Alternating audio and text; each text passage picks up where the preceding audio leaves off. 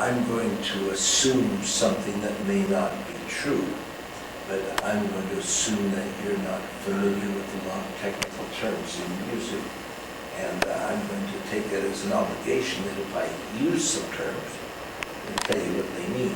But if I say anything that you don't understand, just flag me down and I'll try to explain it with some other words that you don't understand. You know, we may get finished anyway. I guess if what I have to say had a title, it would be music as a language. Music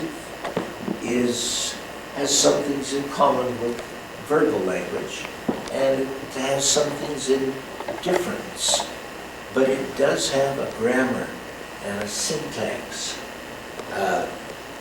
But the grammar of music, the syntax, is much different from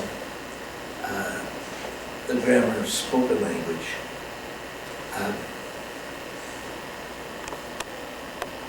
It's a temptation to compare music and spoken language. And many people have said different things about music. Samuel Johnson, a great literary figure in English history, once said, and he represents the most negative side of the spectrum I can find, he once said, music introduces no new ideas into my head and keeps me from contemplating the ones that are already there. Now, that's about as negative as you can get. But at the other end of the spectrum, Felix Mendelssohn, who was just 4 years younger than Joseph Smith. He was born in 1809. And he was a very gifted composer, as you know, and he said things about music on the other end of the spectrum. He says the thoughts that music conveys are not too vague for words, they're too precise. And then he went on to explain words, whether we realize it or not, are really huge chunks of meaning. You take a word like tree, well, that conjures up a whole bunch of things. You can take a word like sad, conjures up a whole bunch of things. Take a word like water. And Mendelssohn said that words are like big building blocks of meaning,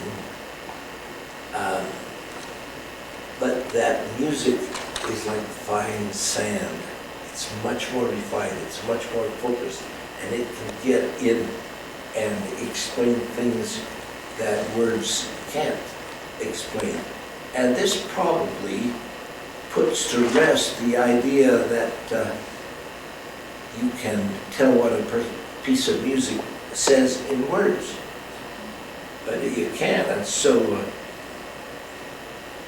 one of my students once said, well, then you can never know what a piece of music says. And I said, yes, you can know it, you can feel it, but you can't know it in words because it doesn't get into that realm. And so it's a little bit hard to talk about music as a language unless we understand that by language is a device where you communicate from one person to another, but it's not communication with words. If I were to talk about music as a language, it's helpful if I use three very popular divisions of music. When people talk about music, they like to talk about rhythm, melody, and harmony. There are other aspects of music, but I can pin a lot onto those three topics. Uh, The first topic is rhythm. Music has rhythm, and aestheticians like to say rhythm in music is the recurrence of pulse.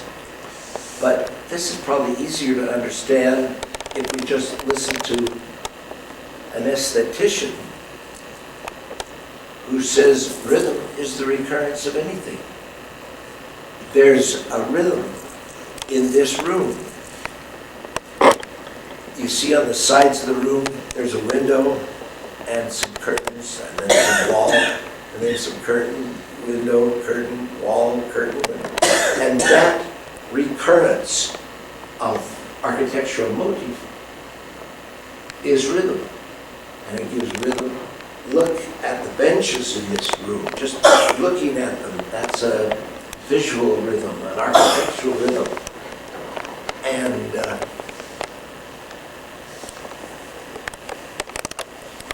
I always bring black licorice for any of my students that cough.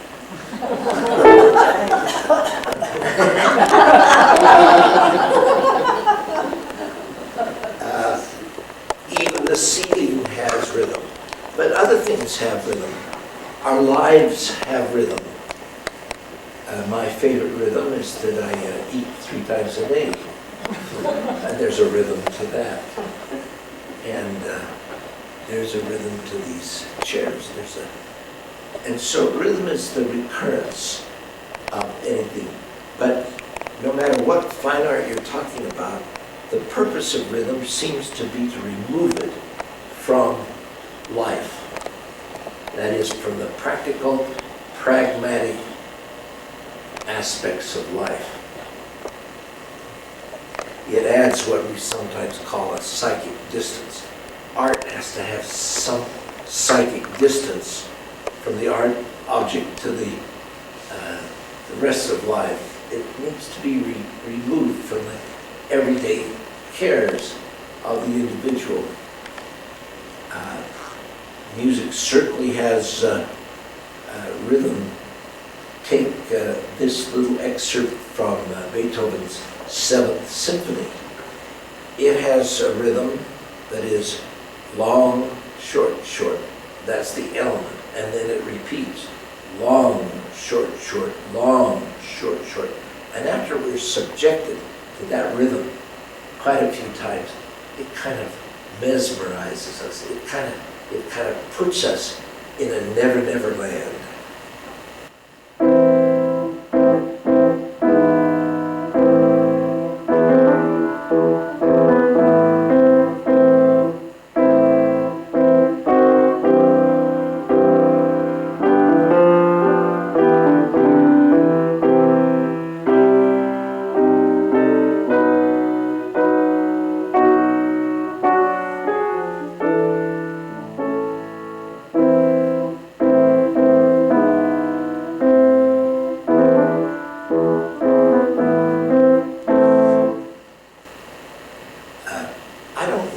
Conscious Beethoven was of the rhythm, but his entire 7th Symphony is in the same rhythm.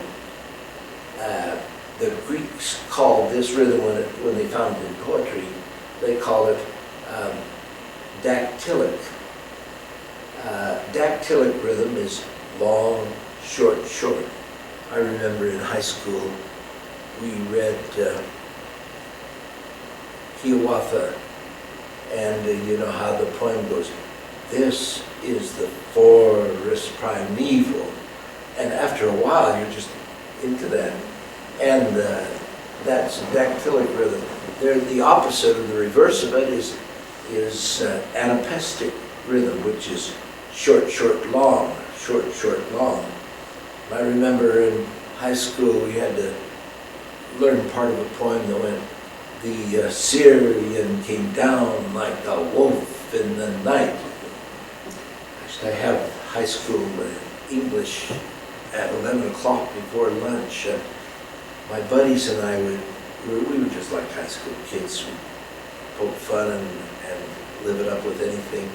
And that day we got out of class and we spoke to each other the whole lunch hour in the anapestic rhythm. I'm so hungry, I die, let's get out of this room, you know what I mean? We had a dactylic, or an anapestic lunch, you know. But the thing that the rhythm in the poetry does, it removes it from life. Perhaps a rather dramatic illustration might be if after we meet tonight and we go to leave the church, if somebody came up to you and said, I'm sorry, Joe, but I just went by your house and it was on fire when I passed, and don't have a heart attack. The smoke and the flames are really going, but your wife and your children are okay, and your lawn's a mess because they've soaked it with water and then driven one of the big heavy fire engine tires on top of your lawn. Well, what if somebody came up to us and said that? It'd be enough to give us a heart attack, you know. But what if this person who was delivering this message put it in rhythm? And he said, hello, Joe, what do you know? Went by your house a couple of minutes ago, and the smoke and the flames were shooting up high. What happened to your heart attack?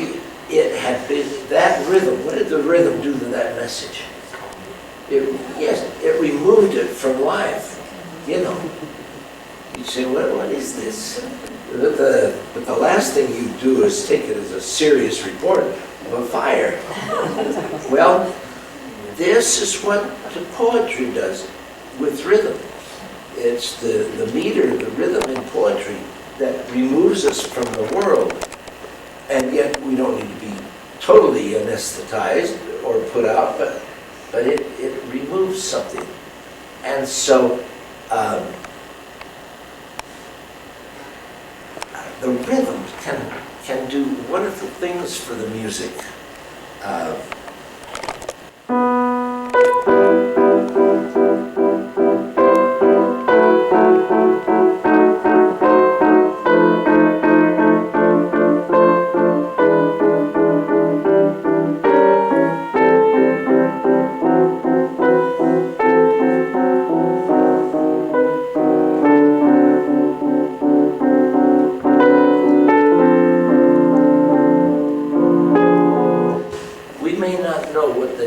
Note is going to be, but after we are a while, we know when it's coming. We really expect it.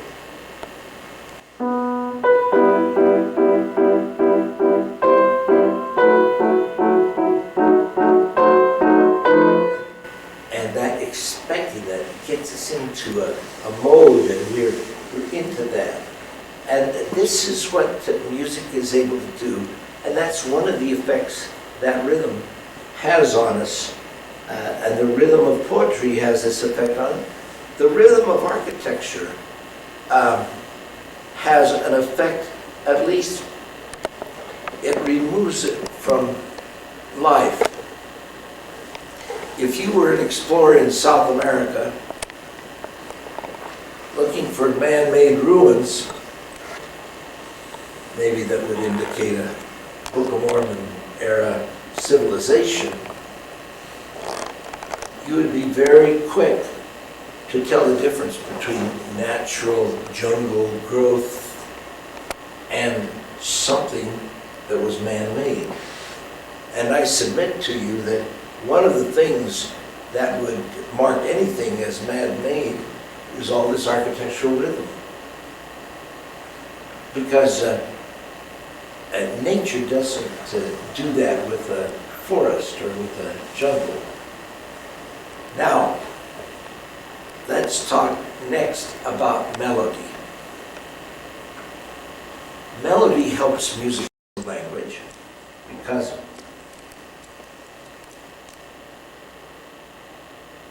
we've learned that there are many ways in which melodies speak to us. And I just want to touch on one or two of the ways. one of the ways that melodies speak to us is the way it moves. Now, very often melodies just move next door, and they don't jump around like this little excerpt from Brahms' First Symphony.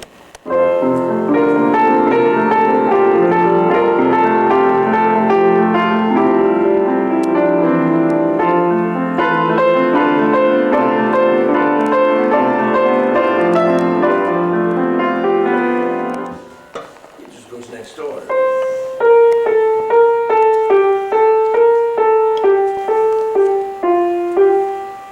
Now that absence of jumps has a very peaceful effect on us. But sometimes melodies jump. One of Tchaikovsky's favorite subjects in life was sadness. He really loved sadness. I almost, it leads me almost to say that he was the happiest when he was sad, you know, because some biographers have accused him of being a first-rate hypochondriac, and that's a guy that's sad just for a living, you know. But one day, we presume Tchaikovsky came home from the Paris Conservatory, where he taught, and he was feeling sad about something, and he just kind of let his fingers wander over the keyboard. And he wrote a tune that many of us recognize. It's the tune that goes with some words, "None but the lonely heart." And it goes like this.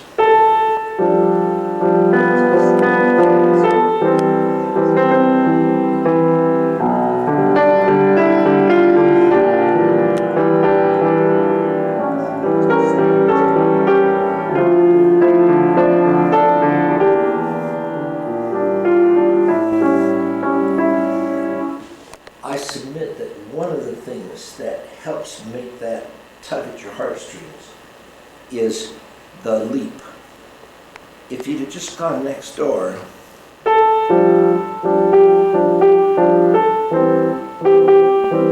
say, well, maybe it's sad, but it's not that sad. But if he really wants to tear your heart out, he doesn't go next door.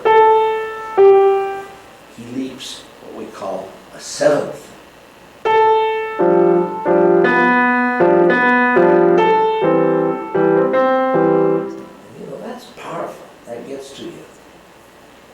Another illustration of this is in Mahler's Fourth Symphony in G major.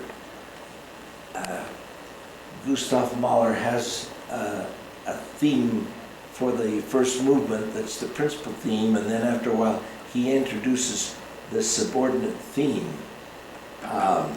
And it sounds like this.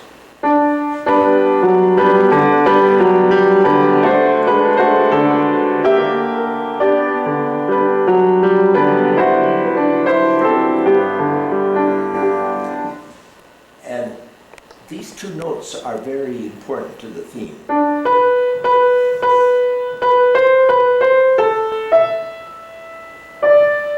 And he makes a fuss over those two notes. But to get there, he has leaped a fifth. And sometimes he just reharmonizes those notes. So he at first goes.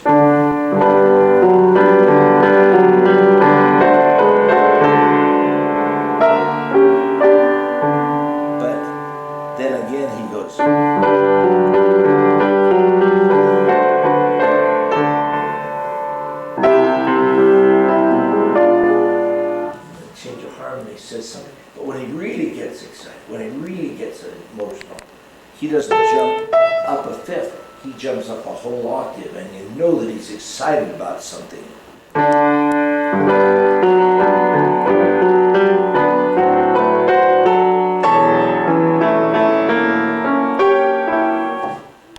You know, that says something.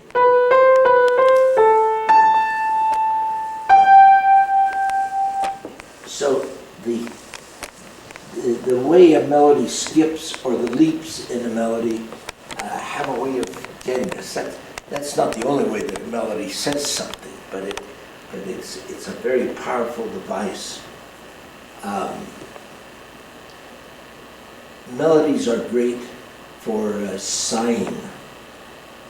When Schumann wrote his Carnival Suite, he just filled it with sighs.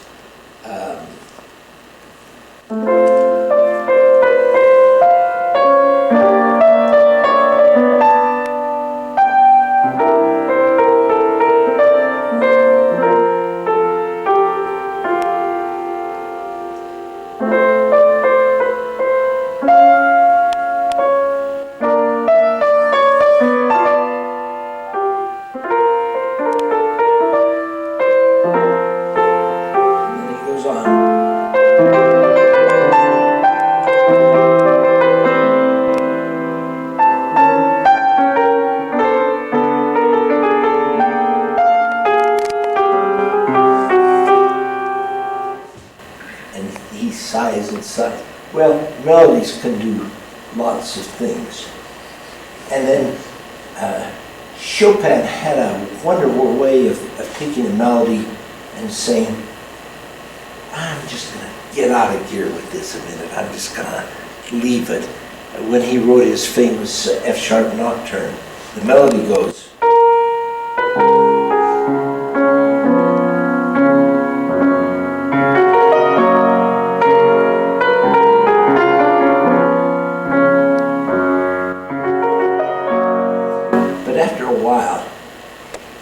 Into a mood where he says, oh, I'm just going to go into a never land of suspension.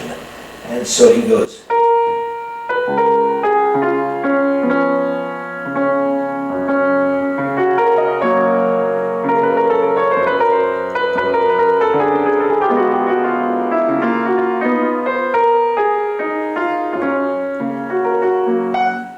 I'm getting old and my fingers don't wiggle the way they ought to.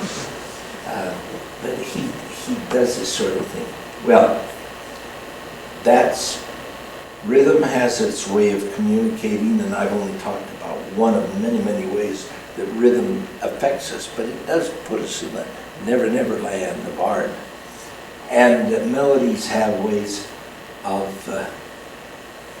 getting to us.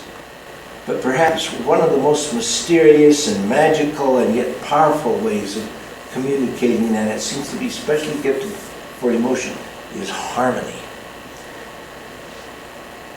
I think a way that I can approach harmony is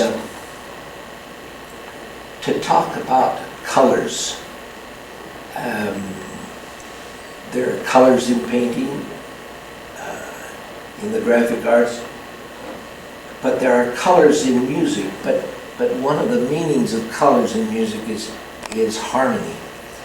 Let me just suggest for a minute that you visualize with me an artist gets up on a Monday morning and he's going to paint a picture.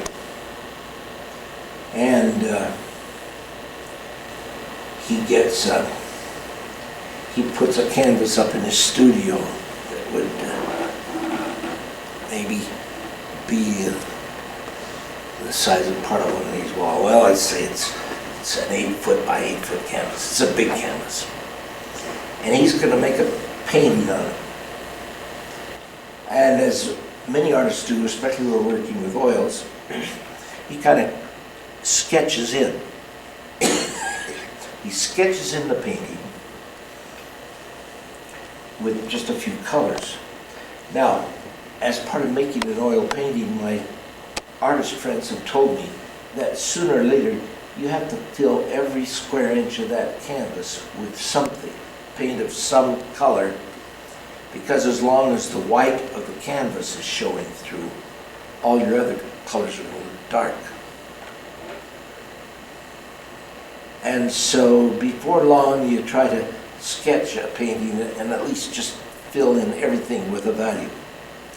Well, let's say it's Monday morning and he intends to paint a picture, so he goes to the paint locker and he opens up a drawer and he pulls out 3 tubes of paint. But for a moment, visualize with me that what the 3 tubes of paint are: deep French ultramarine blue,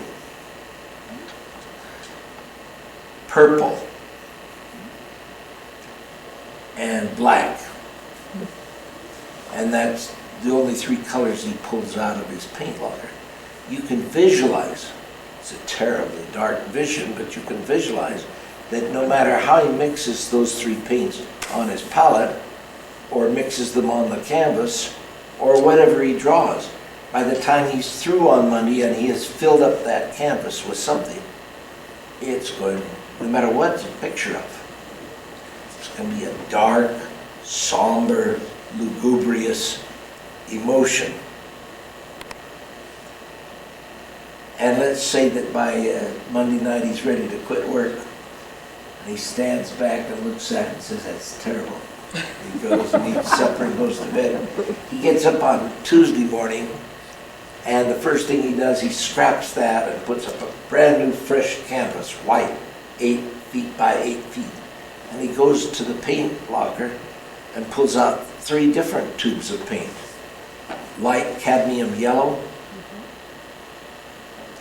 an alizarin crimson pink, and an emerald green. Now you could just visualize, no matter how he mixes those on the palette or on the canvas or whatever he draws, by Tuesday night, if he's filled up the whole canvas, he's got a certain emotional flavor. It can be the same picture exactly, but it has a different flavor. Now that's a terribly rudimentary illustration, and you can tell that I'm not a painter. But this is somewhat what a composer does when he goes to choose harmony. Most composers in the last few hundred years seem to work with 7 colors of paint. And the 7 colors are the tones of the scale, mostly the major scale. The piano reflects the major scale. It's an instrument that's been built according to a major scale, because if you play all the white keys of the piano, starting with C and going back to C, you can play a major scale by just playing white keys.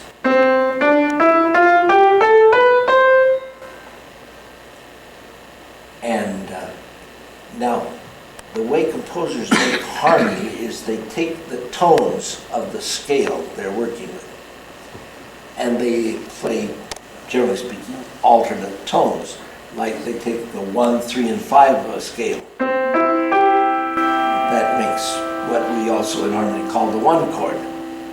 And then they take 2, 4, and 6, 3, 5, and 7, 4, 6, and 8, 5, 7, and 2, 6, 1, and 3, 7, 2, and 4, and you're back to 1, 3, and 5. But you see, if you work with just the tones of the C major scale and you're working on the piano, then you've got all white keys. And since the chords are made out of the scale tones, all the chords are white key chords.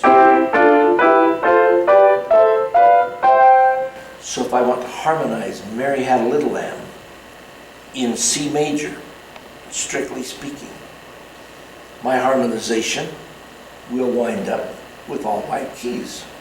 And so here's Mary Had a Little Lamb in C major.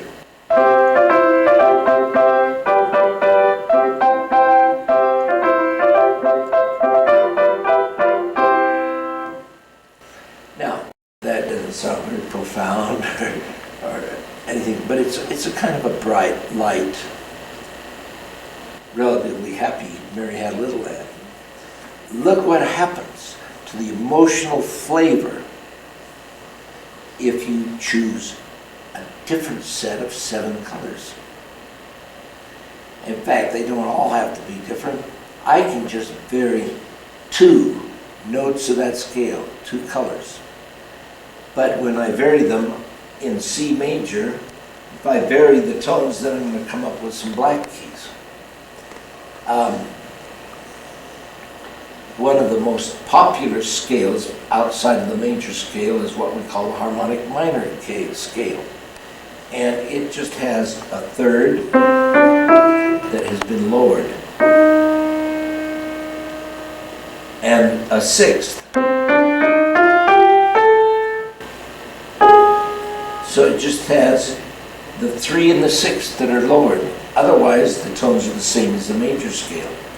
So here's the harmonic minor scale.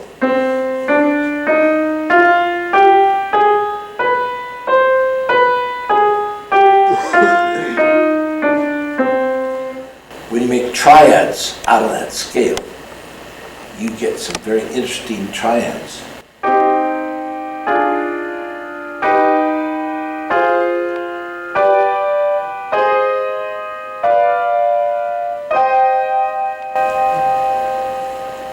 That may or may not seem like much of a difference, but listen to Mary Had a Little Lamb played in C major and then in C minor. You get a different emotional flavor.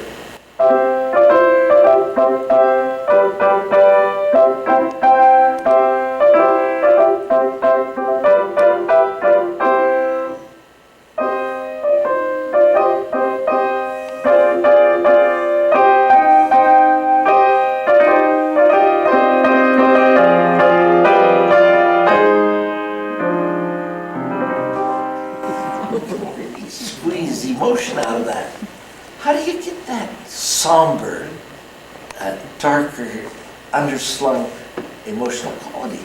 What's the colors that you've chosen? Now, the history of music over the last 400 years has been largely a history of doing something about those scales. One of the most emotional composers who ever lived right at the end of the 19th century, Richard Wagner.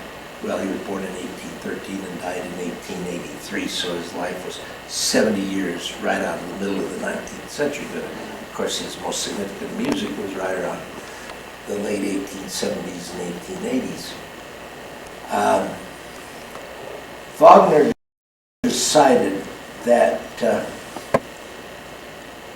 instead of 7 tones, like pulling out 7 tubes of paint, if you used all 12 tones that are available on a piano keyboard,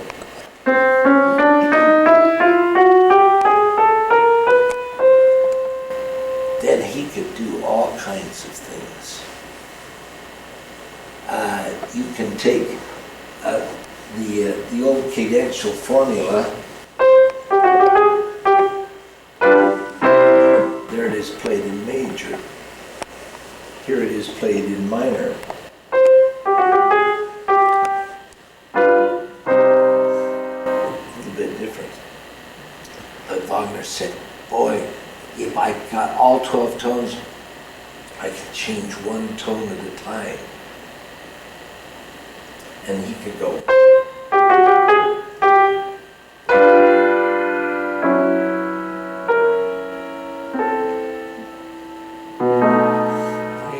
He never does resolve it.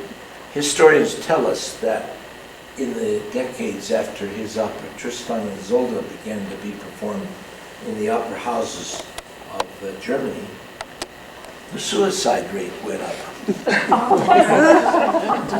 And people would go sit through 4.5 hours of Tristan and Isolde, and it was already a sad story, full of unresolved love that gets resolved only in death. And the authorities in Germany got so concerned about that that they began to put signs up in German restaurants, and this is true history. In these restaurants, they'd have a sign that would say, "It is forbidden in this restaurant to discuss religion or Wagner." Now, Wagner could could tell a story about frustrated love because he could just frustrate these chords.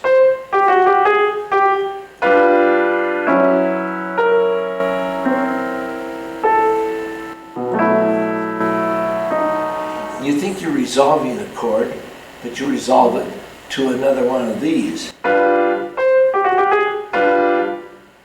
That needs resolving. And that needs resolving. And about the time the government was worried about people going to Tristan and Isolde and going home and not being able to handle it and doing away with themselves, the music theorists were just having a ball. They said, we know what causes these suicides after listening to Tristan and Isolde for 4.5 hours. It's a 4.5 hour chain of unresolved dominant seventh chords. That's a very technical explanation, but this is what it was about. And so in the 1880s and 1890s, Europe was really in the grips of a strange danger that music would be so powerful that it would cause people to commit suicide. Around the turn of the century, there was a group of French composers, Claude Debussy, Maurice Ravel, others, that said, we got to do something about French music. They were very nationalistic. And they said, that's okay if the Germans want to kill themselves off by writing this chromatic harmony and committing suicide. But that's not what the French character is. They said the French character, the quintessence of the French character is lightness, lucidity, and wit, and humor. And you see, there's a lot of difference between a German romantic novel and a French romantic novel. A French romantic novel, in the first place, is a romantic comedy. And so they said, we're not going to take this kind of music that has all of these tones in it. We're going to take a different scale and lighten things up. In 1889, the French government celebrated the centennial of the French Republic. The French Revolution had broken out in 1789.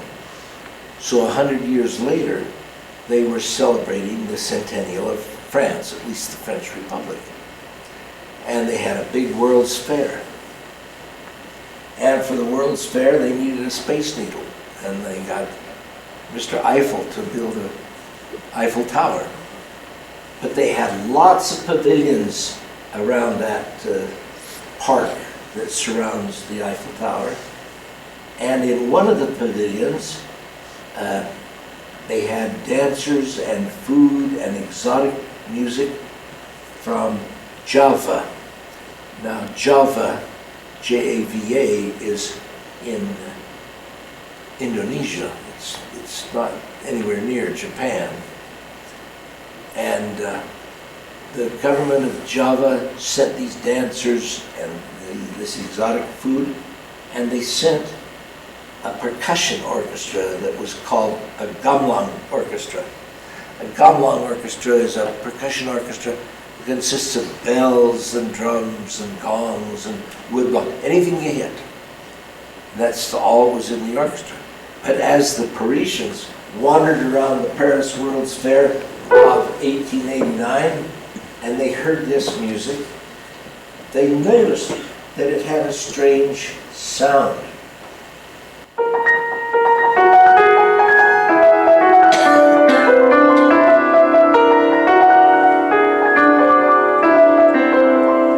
Of course, the French composers were quick to realize that sound was coming from a scale that was just 6 notes. had another black bear, I'd give it to you. This is fine.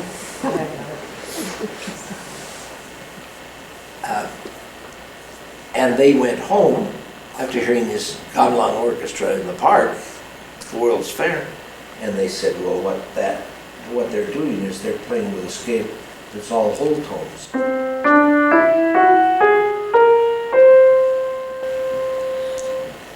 And they said, what if we made harmony out of those whole tones?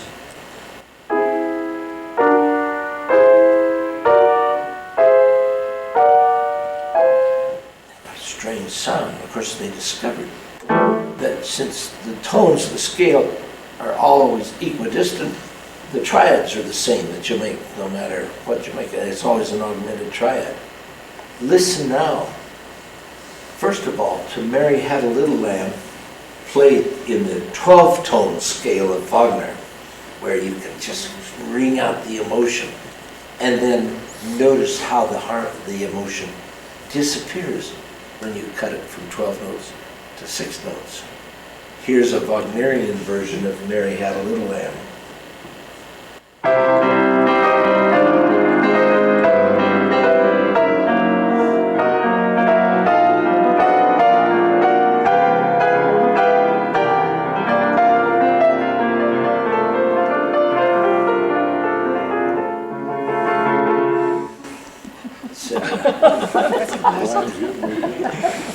Now, that Mary Had a Little Lamb has emotion. Mary needs a psychiatrist. So does the lamb. You know, and that's powerful. But now listen to Mary Had a Little Lamb, played in the whole tone scale.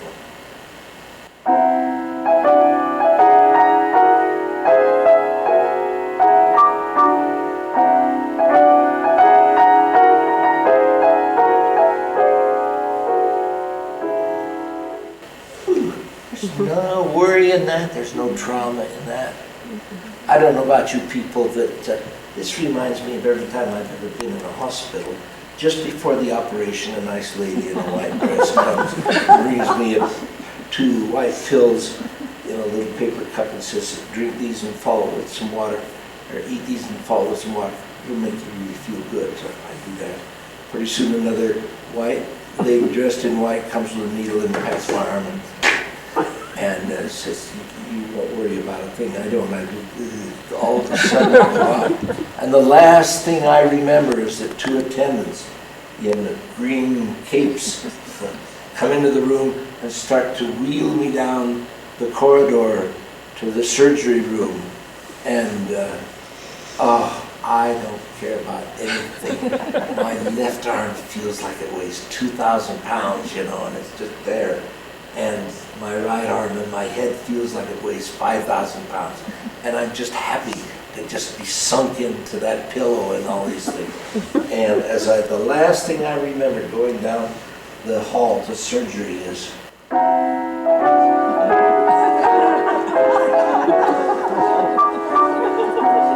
know, I don't have a care in the world.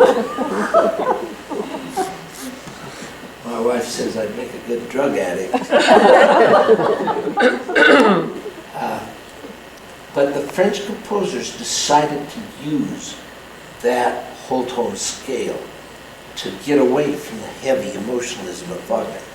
Well, not only did they do that, but they realized that there were a lot of scales not invented by bold theoreticians in conservatories who were trying to advance the harmonic frontier of music, but just by using folk material. They discovered, for example, that the Chinese had a 5-note scale. They didn't really make harmony out of it. But the French composers figured, well, we can make harmony out of it and then get something. Now, in the major scale, there are 2 treble makers.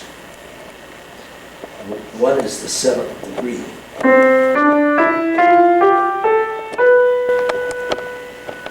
Now that does not give you a sense of completion or resolution.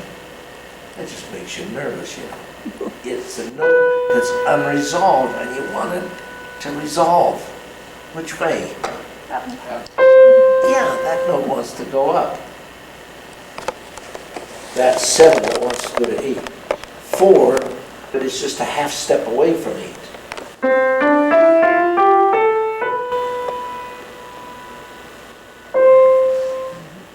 Four wants to go back to 3 because it's just a half step away from 3.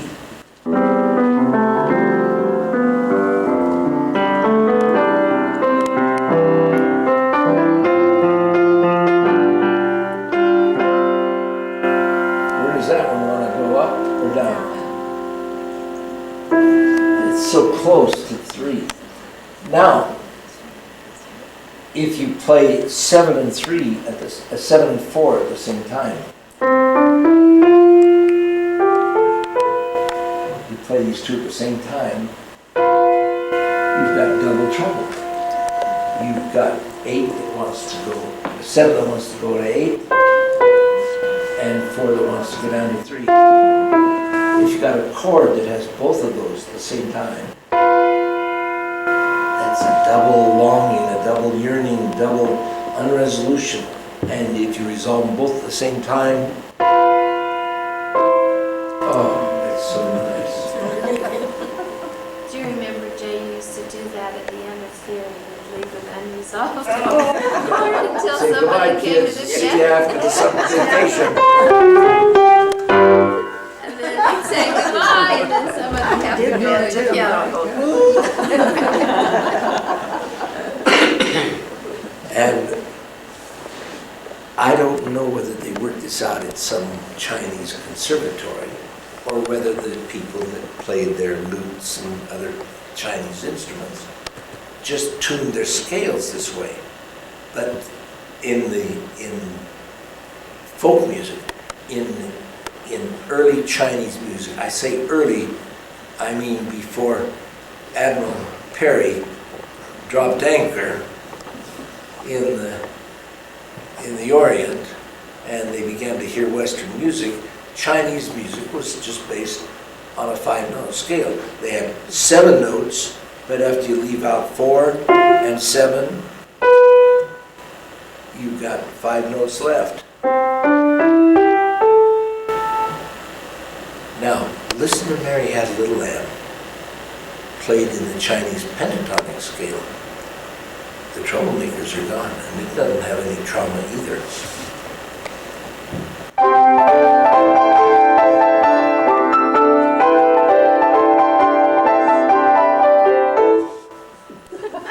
It almost makes us laugh. I think to Western ears, the Chinese pentatonic scale is humorous. It makes us laugh because it doesn't have anything serious about it. It doesn't have any trauma. It's got all of this other stuff. They noticed also that there were some ancient Greek scales that had 7 notes, but not like the major scale. They had that scale in ancient Greece, and they called it the Ionian scale. But they had some other scales, and you can play them on the white keys of the piano if you start and stop on different notes. If you start on A and end on A, but stay with the white keys, you get what's called the Greek Aeolian scale.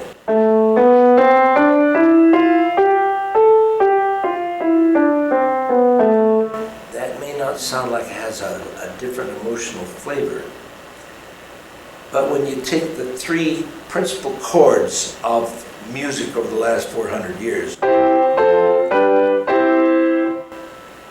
and you play it in the Aeolian scale,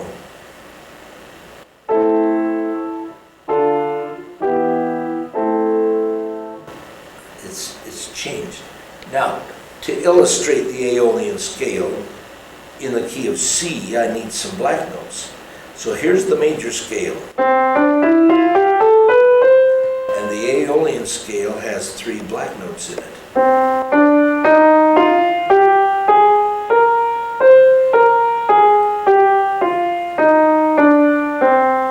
That may sound so powerful, but listen to what happens to Mary and her little lamb when you harmonize it in the Aeolian scale. It has this magnificent, removed, emotion-free sound.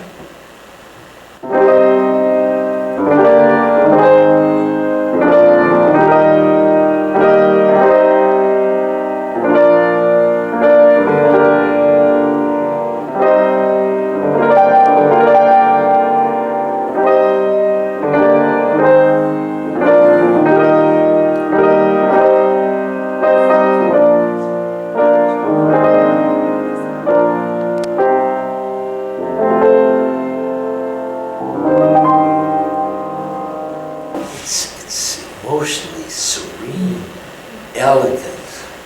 It's cool, it's not hot with emotion. The French loved Oriental scales, and they loved these, what we call modal scales from ancient Greece. I'm going to play you a 20-minute piece of music. Not 20 minutes, 20 measures. A 20-measure piece of music by Maurice Ravel that's built on the Aeolian scale. He makes a few kind of decorative intrusions that are chromatic, and so he uses some black keys. But by and large, this prelude, it's from his Mother Goose suite, and it's the prelude. It's just 20 measures long, but it's built on the Aeolian scale, on A Aeolian, which can be played all on white keys. And the cadences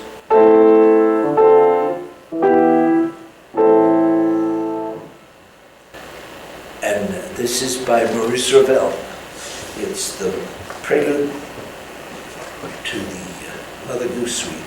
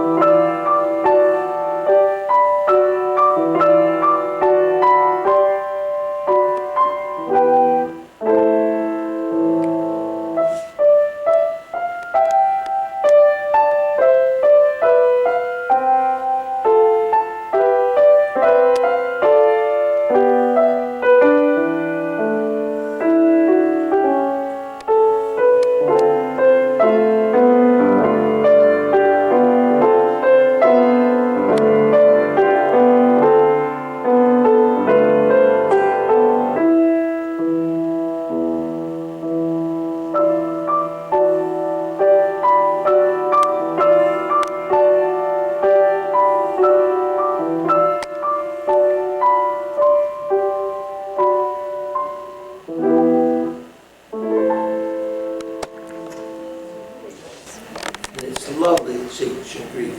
Well, I'm going to end this lecture on one other issue, and I hope that we can begin to get a feeling for the grammar and the syntax of music. It has its own things that it does, but you can't reduce them to words. You can't tell with the words what's going on.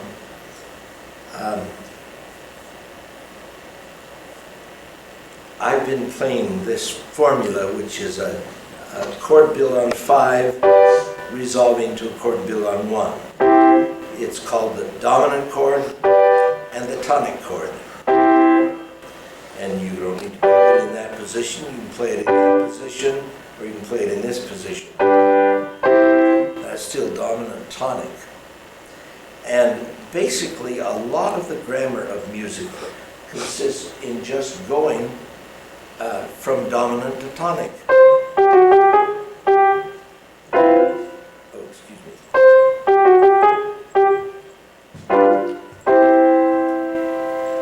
But composers have found out that you can make a piece harmonically more interesting, you can make it last longer if you don't always go from the dominant chord right to the tonic.